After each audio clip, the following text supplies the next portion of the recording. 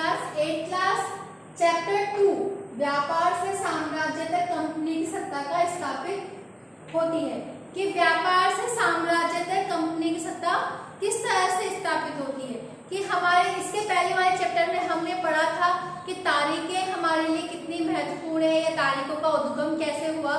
ठीक है, आज हम चैप्टर 2 के में इसमें पढ़ेंगे कि ब्रिटिश साम्राज्य आया तो हमारे यहाँ व्यापार करने था, लेकिन कैसे उसने अपने यहाँ पे आकर सत्ता को ही स्थापित कर दिया, वो हम इस चैप्टर में पढ़ेंगे।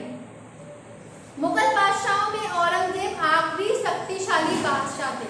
तो जो हमारा मुगल साम्राज्य था उसमें सबसे शक्तिशाली और अंतिम शासक औरंगजेब था। उन्होंने वर्तमान भारत के एक बहुत बड़े हिस्से पर अपना नियंत्रण स्थापित कर लिया था। 1707 ईस्वी में उनकी मृत्यु के बाद बहुत सारे मुगल सूबेदार और बड़े बड़े जमींदार अपनी ताकत दिखाने लगे थे। उन्होंने अपने क्षेत्रीय रियासतें कायम कर ली थी, लेकिन जो विभिन्न भागों की ताकतवर क्षेत्रीय रियासतें सामने आने लगी, दिल्ली अधिक दिनों तक प्रभावी केंद्र के रूप में नहीं रह सकी। 18वीं शताब्दी के उत्तरार्ध तक राजनीतिक क्षेत्र पर अंग्रेजों के रूप में एक नई ताकत उभरने लगी।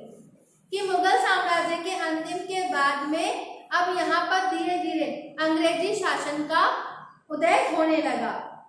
कि अंग्रेजी सबसे पहले एक छोटी सी व्यापारी कंपनी के रूप में भारत आए थे और यहाँ के बहुत सारे इलाकों पर उन्होंने ज़्यादा दिलचस्पी, बहुत सारे इलाकों में तो उन्होंने बहुत दिलचस्पी ली, लेकिन बहुत सारे ऐसे इलाके थे जिन्होंने उन पर ध्यान नहीं दिया। और यहाँ पे उन्होंने एक दिन ऐसा आया कि उन्होंने एक विशाल साम्राज्य की स्थापना करते हुए भारत के ही स्वामी बन गए।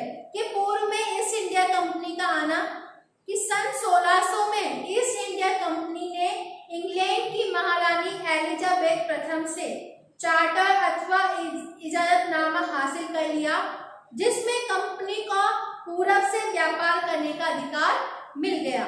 कि वहाँ की कंपनी जो महारानी एलिजाबेथ जो फर्स्ट थी, उनसे उन्होंने कंपनी से पूरब से व्यापार करने का चार्टर उनको मिल गया। इस इजाजतनामे का मतलब यह था कि इंग्लैंड की कोई और व्यापारी कंपनी इस इलाके में ईस्ट इंडिया कंपनी की होड़ नहीं कर सकेगी। इस चार्टर सहारे कंपनी समुद्र पार करके नए इलाकों को खंगाल सकती थी, वहां से सस्ती कीमतों पर चीजें खरीदकर उन्हें यूरोप में ऊंची कीमतों पर बेच सकती थी। कंपनी को दूसरी अंग्रेजी व्यापारी कंपनियों से प्रतिस्पर्धा से होड़ से कोई भय नहीं था। उस जमाने में वाणिज्य कंपनी मोटे तौर पर प्रतिस्पर्धा से बचाकर ही मुनाफा कमा सकती थी। कि जो कंपटीशन की भावना होती है उससे बचकर ही वो वहां पे अपने ज्यादा से ज्यादा मुनाफा कमा सकती थी। लेकिन ये शाही दस्तावेज दूसरी यूरोपीय ताकतों को पूरब के बाजारों में आने से रोक नहीं सकता था।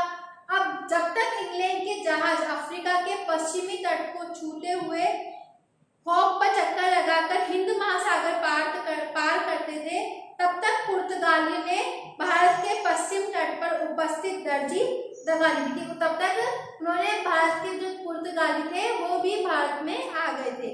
वे गोवा में अपना ठिकाना बना चुके थे। पुर्तगाल के खोजी यात्री वास्को डी गामा ने ही की 1498 पहली बार भारत तक पहुंचने के लिए इस समुद्री मार्ग का पता लगाया था। 17वीं शताब्दी की शुरुआत तक डच भी हिंद में भारत महासागर में व्यापार की संभावनाएं तलाशने लगे और कुछ ही समय के बाद फ्रांसीसी व्यापारी भी सामने आ गए। समस्या ये थी कि सारी कंपनियां एक जैसी चीजें खरीदना चाहती थी। कि जो यूरोप चाहता था वही पुर्तगाली चाहते थे और वही डच चाहते थे। यूरोप के बाजार में भारत के बने बारीक सूत के कपड़े और रेशम की वस्तुओं की जबरदस्त मांग थी, क्योंकि अपने यहाँ का उस समय का जो कपड़ा था वो बहुत महीन था, बहुत बारीक था। तो इनके अलावा काली मिर्च, अपने यहाँ पे जो और मसाले थे, काली मिर्च, लौंग, इलायची, दालचीनी की भी वहाँ पे बहुत ज्यादा मांग थी। यूरोपीय कंपनियों के बीच इस बढ़ती प्रतिस्पर्धा से भारतीय बाजारों में इन चीजों की कीमतें बढ़ने लगी और उनसे मिलने वाला मुनाफा भी गिरने लगा। अब इन व्यापारी कंपनियों के फलने फूलने का यही रास्ता था कि वो इन प्रतिस्पर्धी कंपनियों को ही खत्म कर दे। बाजारों पर कब्जे की इस होड़ ने व्यापारी कंपनियों के बीच लड़ाइयां शुरू कर दी। 17वीं और 18वीं शताब्दी में जब ये मौका मिलता तो कोई सी एक कंपनी किसी दूसरी कंपनी के जहाजों को डुबा देती और रास्ते पर रुकावटें खड़ी कर देती, माल से लदे जहाजों को आगे बढ़ने से रोक देती। ये व्यापार हथियारों की मदद ले रहा था और व्यापारी चौकियों को किलेबंदियों की जगह सुरक्षित रखा जाता। अपनी बस्तियों को किलेबंद करने और व्यापारों में मुनाफा कमाने की इस कोशिशों के कारण स्थानीय शासकों में भी टकराव होने लगे। इस प्रकार व्यापार और राजनीति को एक दूसरे से अलग रखना कंपनी के लिए मुश्किल होता जा रहा था। आज मैंने आपको ये पढ़ाया, आपको समझ में आ गया होगा। अब अगली क्लास में हम ईस्ट इंडिया कंपनी और बंगाल के व्यापार में कैसे शुरुआत होती है इसके अध्ययन करेंगे। आप सबको समझ में आ चुका होगा। Thank you, have a nice day.